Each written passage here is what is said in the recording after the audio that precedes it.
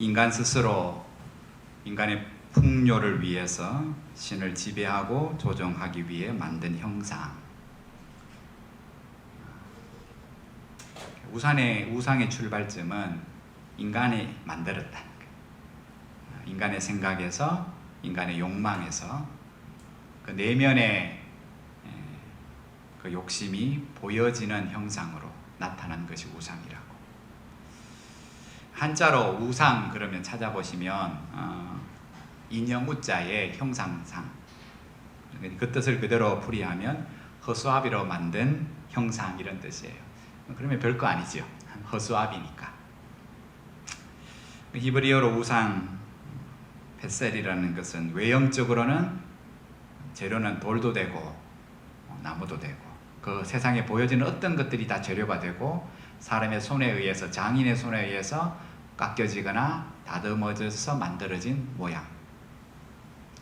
내면적으로는 이게 더 위험한 거죠. 내면적인 우상은 하나님보다 더 의지하고 더 기대고 사랑하는 모든 것, 나의 신념이 되기도 하고 지식이 되기도 하고 권력이 되기도 하고 돈이 되기도 하고 어떤 때는 자식이 되기도 하고, 어쨌든 그 모든 내면의 우상은 다른 것이 아니라 하나님으로부터의 관계를 멀어지게 하는 모든 것. 여러분, 성경 66권 어디든 편지 펴면 우상이 다 나와요. 그런 인생을 너무 잘 아시는 하나님께서 성경을 66권 주셨는데 그 66권 중에서 하나님이 친히 자신의 손으로 쓰셔서 우리 인생에게 주신 것이 10계명이에요. 그 중에 1계명, 2계명 뭐와 연관됩니까? 우상과 연관되지요. 너는 나 외에 다른 신들을 내게 두지 말라. 너를 위하여 새긴 우상을 만들지 말고 그것들에게 절하지도 말고 그것들을 섬기지도 마라. 왜냐하면 그것들이 너희에게 올무가 되리라.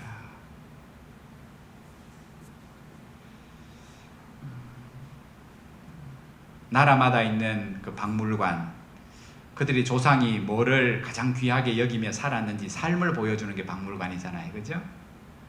이스라엘 예루살렘의 박물관을 가면 여러 고대부터 시작해서 근대에 이르기까지 많은 유물들, 유적들을 전시해 두었는데 방마다 가면 꼭 있는 게 뭐냐 하면 이스라엘 전역에서 출토된 우상들이에요. 크고 작은 우상들. 우상이 큰 우상이 있지만은 대다수는 다 주머니에 넣고 다닐 만한 자그마한 우상들이 얼마나 많은지 몰라요. 이스라엘 역사가 뭐를 우리에게 그 우상이 보여줍니까? 우상을 만들고 절하며 섬겼다는 것을 박물관의 그 우상들이 우리에게 그 지나간 역사를 보여주고 있어요. 우리가 역사서를 보면 가끔 하나님을 경외하는 왕들이 아버지 때, 할아버지 때 섬겼던 우상들을 부수고 산당도 부수고 제단도 불태우는 그런 일들을, 하나님 기뻐하는 일들을 하기는 하지만 이스라엘의 역사에서 우상이 사라진 적은 한 번도 없어요. 지금 우리가 보고 있는 다니엘서의 배경, 이스라엘이 나라가 없어졌죠. 백성들은 이방의 종이 되어서 다 팔려가 있는 이 상황, 하나님의 언약 백성이 이방의 나라 아수르와 바벨론에 의해서 망하고 오늘 그들이 지금 고난을 당하는 이유가 뭐 때문입니까? 그것은 그들이 하나님을 버리고 하나님이 올무가 되리라는 그 말씀의 경고를 무시한 채 자기 욕심과 욕망과 만족을 위해서 끊임없이 우상을 만들고 우상 앞에 절하며 그 우상을 섬겼기 때문이에요.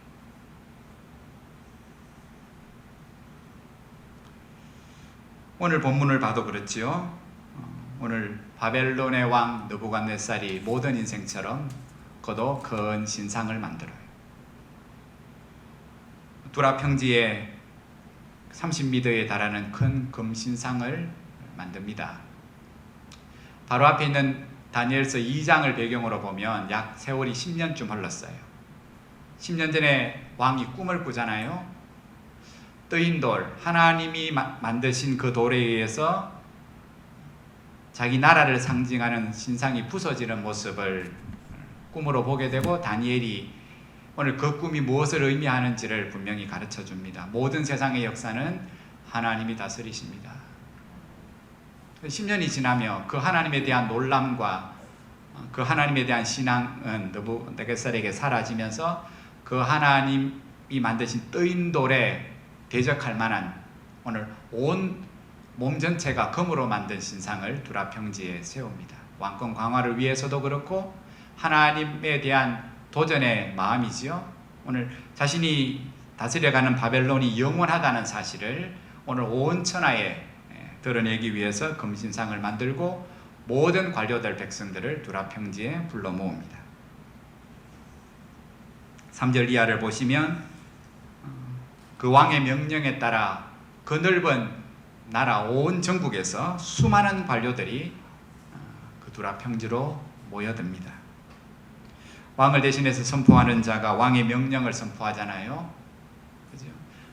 수많은 악기가 웅장하게 소리를 낼 때에 한 마음과 한 뜻으로 왕이 세운 왕을 상징하는 그 금신상 앞에 똑같이 한순간에 절할 것을 요구합니다. 그렇지 아니하면 금신상 옆에 만들어 두고 있는 위협의 대상인 불뭇불에 던져지게 될 것이라고 협박을 합니다.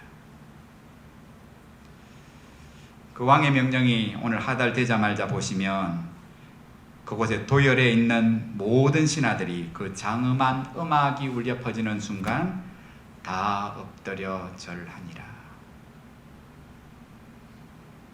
엎드려 절한다는 것은 왕만을 섬기며 살겠다는 충성 표현이지요. 왕만을 섬기며 살겠다는. 그 바벨론의 나라가 인종과 그리고 언어와 민족이 다양하게 섞여서 그 나라를 이루어 갑니다. 그런데 그 모든 다른 언어와 다른 인종을 쓰는 그 모든 사람들이 한 왕, 곧 느부갓네살 왕만을 위해서 충성하며 섬기며 살겠다는 충성을 그렇게 표현합니다. 오늘 우리가 그 장면을 생각해 본다면 그 두라 평지에 모여서 한 신앙을 고백하는, 한 충성을 고백하는 서로가 느끼며 묘한 일체감을 느꼈을 거예요. 그런데 그 많은 군중이 그 신상 앞에 한순간 절하는 순간 그 왕의 명령에 거부하는 사람이 오늘 있음을 봅니다. 바벨론식으로 개명된 이름이죠. 사드락과 메삭과 아벳느고. 다들 머리를 숙이며 왕 앞에 충성을 맹세하는 상황에서 이 세 사람은 그 왕이 세운 신상 앞에 절을 하고 있지 않습니다. 물론 이 일들이 개인적으로는 그들을 시기한 사람들, 그리고 국가적으로는 제국의 통합을 해치는 일이라고 오늘 여겼던 어떤 갈대아 사람들에 의해서 이 세 사람이 참소됩니다. 고발되지요. 8절을 보면 갈대아 사람들이 이 세 사람, 곧 원래 이름으로 하나냐, 미사엘, 아사랴를 고발할 때 뭐라고 이 사람들을 부르냐 하면 유다 사람 이렇게 불러요. 성경은 엄연히 구분합니다. 갈대아 사람, 유다 사람. 그 갈대아 사람은 세상을 섬깁니다. 힘 있는 자를 섬깁니다. 왕을 섬깁니다. 근데 유다 사람이라는 뜻은 뭐를 구분하는 겁니까? 하나님만을 섬기는 사람이라는 거예요. 그 세 사람 앞에 붙는 호칭, 뒤에 가서 살핍니다마는 사드락과 메삭과 아벳느고 이름이 어떻게 불리든 상관없이 그들의 정체성은 지극히 높으신 하나님을 섬기는 하나님의 종, 곧 유다 사람이라는 거예요. 오늘 세상 사람들이 이 세 사람을 그렇게 불러요. 하나님을 섬기는 사람들이라. 그래서 죽여야 된다. 그래서 참소합니다. 그래서 9절 이하에 이 목적을 이루기 위해서 이들이 절하지 않은 사실을 알고 있음에도 불구하고 재차 왕에게 찾아가서 참소하는 자들이 이들이 유다 사람이라는 것을 먼저 언급 안 해요. 그리고 왕의 명령을 한 번 더 언급하며 당연히 죽여야 되지 않겠냐고 오늘 그 사실을 강조합니다. 이렇게 표현하죠. 12절에 보면 왕이여 신상에 절하지 않는 것은 왕을 높이지 않는 일이고 왕의 신들을 섬기지 않는 불순한 일이라고. 그렇게 왕의 분노를 충분히 유발시킨 이후에 사드락과 메삭과 아벤노고를 죽이고자 하는 치밀한 계획을 세웁니다. 그 말을 듣고 왕이 분노하지요. 그리고 그 사실을 눈으로 확인합니다. 사실 왕의 명령을 전하는 자는 즉시로 죽을 거라고 오늘 그렇게 선포를 했지만은 아마 이 지방의 관리로 일하는 다니엘의 친구인 이 세 사람을 왕이 특별히 아꼈던 것 같아요. 그래서 오늘 한 번 더 기회를 주며 그 왕이 자기 앞에 불러 참소되는 사실을 확인합니다. 그리고 다시 신상에 절할 것을 종용하기도 하고 협박하기도 합니다. 이렇게 묻잖아요. 14절에 보면 사드락과 메삭 아벤노고야 너희가 내 신을 섬기지 아니하며 내가 세운 금 신상에게 절하지 아니한다 하니 사실이냐?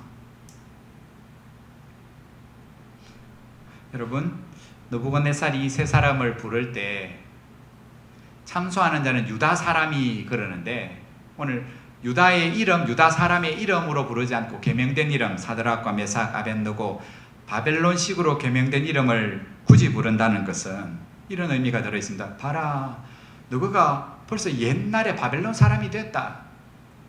나를 섬기는 사람으로 너희 신분이 세탁되었다. 오늘 하나님을 섬기는 유다 사람이 아니라 고반은 그렇게 당하지만은 오늘 왕을 섬기는, 세상의 왕을 섬기는 사람으로 오늘 그들이 살아가야 한다는 사실을 왕이 그들의 계명된 이름을 부르며 그 사실을 상기시켜주고 회유합니다. 너희들은 유다 사람이 아니라 더 이상 나를 섬기고 세상을 섬기는 사람이라. 그 위협은 뭡니까? 이 맹렬히 타는 불무 가운데서 너희를 내 손에서 건져낼 신이 누구이겠느냐? 이 말을 더 합리적으로 번역을 해보면 내가 지금 너희를 죽이겠다는데 지금 너희들이 믿고 있는 섬기는 하나님이 내 손에서 하나님이 행할 수 있는 일이 뭐겠느냐? 이 질문의 위협에 이 세 사람이 단호하게 이렇게 대답하지요. 느부갓네살이여 우리가 이 일에 대하여 왕에게 대답할 필요가 없나이다. 대답할 필요가 없습니다. 왕이 아끼는 마음에 회유하고 아끼는 마음에 협박하는 그 협박에 그렇다면 우리도 고민해보고 기도해 보겠습니다 라고 여지를 남기지 않습니다. 왕이여 고민할 필요도 하나님 앞에 이 일은 기도할 필요도 없습니다. 대답할 필요가 없다는 이 세 사람의 말은 협박하고 회유하는 그 세상의 왕에게 자신들이 하나님에 대한 어떤 믿음을 가지고 있는지 선명하게 보여주는 답이에요. 왕이여 고민할 필요도 기도할 필요도 없습니다. 확실하고 분명한 일이라는 거예요. 그러면서 이렇게 대답을 이어갑니다. 왕이여 우리가 섬기는 하나님이 계시다면 우리를 그 풀무불 가운데서 능히 건져내시겠고 더 위대한 신앙의 고백이 나오지요. 그렇게 하지 아니하실지라도 왕이여 우리가 왕의 신들을 섬기지도 절하지도 아니할 줄 아옵소서. 우리가 섬기는 하나님이 수많은 사람이 모여있는 회유하고 협박하는 왕을 향하여 그 세상을 향하여 오늘 이 세 사람이 큰 소리로 고백하는 그 고백의 중심은 우리가 섬기는 하나님이라. 여러분 이 신앙을 성경에서 가장 먼저 고백한 사람이 누구인 줄 아십니까? 그는 믿음의 조상 아브라함이에요. 아들 이삭의 배우자를 구하기 위하여 종을 보낼 때 종이 걱정이 늘어지잖아요. 사진 한 장 없이 주소 하나 없이 기준 하나 없이 오늘 그 사명을 감당해야 할 종이 부담스러워할 때 그 종을 향하여 주인 아브라함이 선포했던 믿음의 말, 내가 섬기는 여호와께서 그의 사자를 너와 함께 보내어 평탄한 길을 주시리라. 내가 섬기는 하나님, 그 말은 내가 믿는 하나님이라는 거죠. 그 하나님은 창조자라는 뜻이고 나는 섬긴다는 뜻은 종이라는 표현이 들어있기 때문에 나는 그 하나님의 종이라는 거예요. 살고 죽은 모든 것들이 그분의 손안에, 그분의 뜻 안에 있다는 거예요. 그래서 종인 내가 할 수 있는 것은 주인의 말을 청종하며 그 주인을 의지하며 의뢰하며 살아가는 것밖에 없다는 것이 믿음의 조상 아브라함의 고백이에요. 이 아브라함의 믿음을 사드락과 메삭 아벳느고가 똑같이 가진 채 오늘 위협하는 왕에게 뭐라고 고백합니까? 자신들은 하나님을 섬기는 자라. 육신을 가지고는 세상에서는 왕을 섬기는 관료로 그렇게 살아가지만 자신들의 정체성은 창조자이신 구원자이신 하나님을 섬기는 자라. 그 하나님을 예배하는 자라고, 그 하나님을 경배하는 자라, 그 이름을 찬송하는 자라고 두랍 형제에서 분명하게 고백합니다. 그러며 그 하나님에 대한 자신들의 믿음을 또 한 번 이렇게 고백합니다. 그 하나님이 왕의 손에서도 건져내시리이다. 그 왕이 아무리 강해도 자신들이 믿고 의지하는 섬기는 하나님이 그 왕보다 더 강하신 분임을 분명하게 고백하는 거예요. 여러분, 이 세 사람은 자신들이 믿고 따르고 의지하고 섬기는 하나님이 누구이신지를 분명하게 알았습니다. 그 하나님이 누구이신지, 그리고 그 하나님 앞에 부름받은 자신들이 누구인지를 분명히 알았습니다. 그리고 그 신앙을 두랍 형제에서 더 분명하게 고백합니다. 그래서 그 하나님이 불에 던져진 자신들을 구해주지 아니하신다 할지라도 그 하나님에 대한 신앙을 포기하지 않을 것임을 선포합니다. 마태복음 10장에 나와 있는 것처럼 이들은 육체를 죽일 수 있는 사람을 두려워하기보다 육체와 영혼을 다 멸하실 수 있는 하나님을 더 두려워하는 믿음, 그 하나님을 더 경외하는 믿음이 그들 가운데 있었기 때문이에요. 결국 이 세 사람은 분노한 왕에 의해서 7배나 더 뜨거워진 불못불 가운데 던져집니다. 하지만 우리가 읽지 않은 28절 느부갓네살 왕의 고백을 보면 하나님이 하나님의 종과 함께 하시고 그 불 가운데서 그들을 구해내시지요. 머리털 하나 겉옷 하나 거슬리지 아니하고 불탄 냄새조차 없이 완벽하게 하나님이 그 불못불 가운데서 그들을 건져내십니다. 여러분, 물론 하나님이 언제나 하나님의 섬기는 종들이 이 땅 가운데서 협박을 당하고 회유를 당하고 어려움을 당할 때 그들의 생명을 늘 지켜주신 것은 아니에요. 존 메가드 목사님의 책 중에 슬레이브 종이라는 책에 보면 이런 실제 있었던 이야기를 예화로 이렇게 표현하고 있습니다. 마르쿠스 아우렐리우스 황제가 로마의 황제로 통치하던 2세기 중반에 그때까지 여전히 기독교는 모이는 것이 불법이었어요. 그래서 로마의 많은 성도들이 하나님을 믿는다는, 그리스도를 믿는다는 이유로 협박을 당하고 죽음을 당하고 고난을 당하는 상황 속에 있었습니다. 그 협박과 고난 과정 중에 한 젊은 청년, 젊은 집사가 잡히게 되고 재판에 넘겨지게 됩니다. 그 재판 과정에서 재판관이 그렇게 물어요. 너는 누구냐? 너는 누군지 물을 때 그 젊은 집사가 이렇게 답을 합니다. 나는 그리스도인이다. 딱 그 대답만 합니다. 나는 그리스도인이다. 어쨌건 그 젊은 청년을 회유하기 위해서 고난과 더불어 많은 회유가 계속해서 이어질 때 역시 그가 대답하는 답은 똑같습니다. 나는 그리스도인이다. 고대의 교회 역사가인 유세비우스가 이 장면을 이렇게 묘사했습니다. 그는 자신을 고발하는 자들에게 자신의 이름도, 자신의 국적이나 자신이 살던 도시도, 자신이 자유인인지 노예인지도 대답하지 않았다. 단지 모든 질문에 로마어로 나는 그리스도인이다 라고 짧게 대답했다. 결국 이 젊은 청년을 회유한 일에 실패한 로마 정부가 그 원형 경기장에 공개 처형하기로 결정하고 그 당일에 그를 그냥 죽이지 아니하고 뜨겁게 달구진 의자에 앉힌 채 마지막 고문을 하며 회유할 기회를 줍니다. 오늘 새 친구를 불렀던 왕이 이렇게 묻잖아요. 이제라도 혹하는 말이잖아요. 늦었지 않았다는 겁니다. 지금이라도 마음을 바꾸면 얼마든지 살 수 있다는 거예요. 이제라도. 그 왕이 새 친구를 회유했던 것처럼 마지막 사형을 시키기 전 그 원형 경기장에서 마지막 회유를 시도했습니다. 그런데 마지막 숨을 거두는 순간까지 그의 입에서 나오는 말은 딱 한마디였습니다. 나는 그리스도인이다. 여러분, 이 고백은 나는 하나님을 섬기는 자입니다.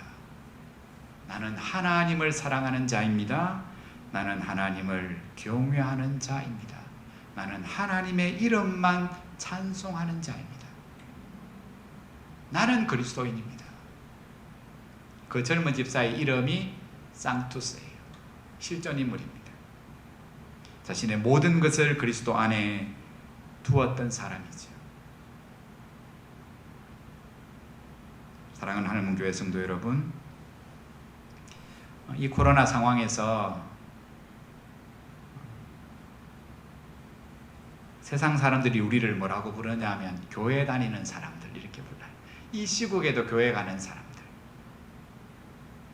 여러분, 교회 가는 사람들은 조소와 비난이 들어있는 호칭이에요. 교회 가는 사람들. 그러나 구원받아 오늘 또 이 주일을 비록 영상으로 지키지만은 그 하나님께 예배하는 우리는 모두가 다 그리스도인이에요. 단순한 호칭이 아니라 그 하나님에 의해서 구원을 받았기에 예전의 모든 삶을 다 벗어버리고 하나님의 자녀로 태어났다는 고백이기에 이 의미는 나는 어떤 대가를 지불하고서라도 하나님을 섬기도록 부르신 그 부름 앞에 그 하나님만 섬기겠다는 다짐의 마음이 온전한 신앙의 고백이 담긴 말이 바로 나는 그리스도인이다 라는 고백이에요. 하나님만을 섬기겠습니다. 여러분, 이것이 하나님에 의해 창조함을 받은 피조물의 사명이기도 해요. 그리고 이것이 또한 복이죠. 그래서 스스로를 하나님의 종으로 여기며 하나님만을 섬기며 살았던 수많은 믿음의 사람들, 모세를 비롯해서 여호수아, 사무엘, 그리고 사도 바울, 심지어 예수님에 이르기까지 오늘 그 모든 믿음의 사람들이 당시에 살았던 이스라엘 백성들과 그리고 오늘 이 시국 속에 살아가는 우리들을 향하여 그 모든 믿음의 사람들이 우리에게 이렇게 당부의 말씀을 전합니다. 이제는 여호와를 경외하며 온전함과 진실함으로 그만을 섬기라. 마음을 다하고 뜻을 다하고 힘을 다하고 생명을 다하여 너희는 여호와만을 섬길지어다.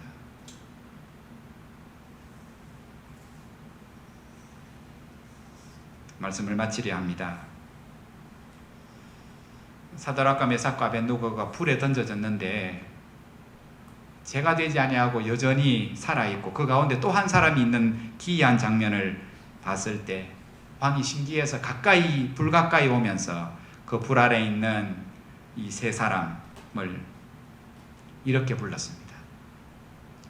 그 왕이 부른 호칭은 이 세 사람이 누구를 위해서 살아가는지 그리고 앞으로 누구를 위해 살아가야 할지 어떤 삶을 살아야 할지를 규명하는 호칭이기도 했어요. 그 세상의 왕이 지금 믿음을 지키느라 풀무불 가운데 있는 그 세 사람을 향하여 왕이 이렇게 부릅니다. 지극히 높으신 하나님의 종들아. 지극히 높으신 하나님의 종 사드락, 메삭, 아벳느고야. 계명된 이름으로 불리든 계명되지 않은 이름으로 불리든 그것은 별 상관이 없고 가장 중요한 것은 그들이 오늘 세상의 왕 앞에 뭐라고 불리고 있냐 하면 지극히 높으신 하나님의 종이라는 거예요.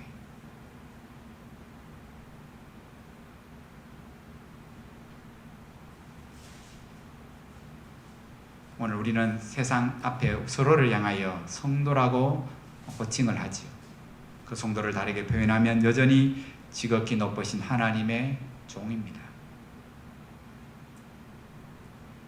여러분, 스스로를 하나님을 섬기는 종으로 여기는 자만이 우상 숭배에 빠지지 않을 수 있어요. 이것이 바로 하나님과 교회와 성도와 이웃을 섬기는 자들에게 주시는 하나님의 복이기도 해요. 섬기는 사람은 스스로를 종으로 여기는 겸손한 마음이 있을 때 섬길 수 있어요. 그 섬기는 마음, 종된 자세와 마음을 가진 자는 절대로 자기를 우상화하며 섬기지 않아요. 살아가지 않아요. 자유를 얻었지만은 주인을 너무 사랑하기에 스스로 귀를 뚫고 다시금 주인을 섬기기 위해서 종이 된 그 종처럼 우리 모두 예수 그리스도의 종됨을 날마다 기뻐하고 그 삶을 신실하게 살아가며 이를 위해서 날마다 나 자신을 부인하며 살아가는 참된 그리스도인이 될 때 세상 사람들은 우리를 향해서 교회에 가는, 건물에 교회 가는 사람으로 비난하지 아니하고 오늘 느부갓네살 왕의 입에서 나왔던 신앙의 고백처럼 지극히 높으신 하나님을 섬기는 종들이라 우리를 부르게 될 때, 우리가 섬기는 하나님을 그들도 알게 되고 믿게 될 때 그들 역시 오늘 세우신 교회를 통하여 하나님을 섬기는 종들을 통하여 구원의 역사는 여전히 이 땅 가운데 이루어질 줄 믿습니다. 교회와 성도가 그 어떤 때보다 비난받는 이 시대에서 한결같은 믿음의 고백, 나는 그리스도인입니다. 나는 하나님만을 경외하는 자입니다. 그 주님을 날마다 닮아가는 자입니다. 그 하나님만을 섬기는 자입니다. 우리 입술로 고백할 뿐만 아니라 우리의 삶으로 증명하며 이 한 주도 그 믿음 가운데, 삶 가운데 살아가시는 하늘문교회 모든 성도 되시기를 주의 이름으로 축복합니다. 우리 함께 말씀을 기억하며 잠시 기도하십시다.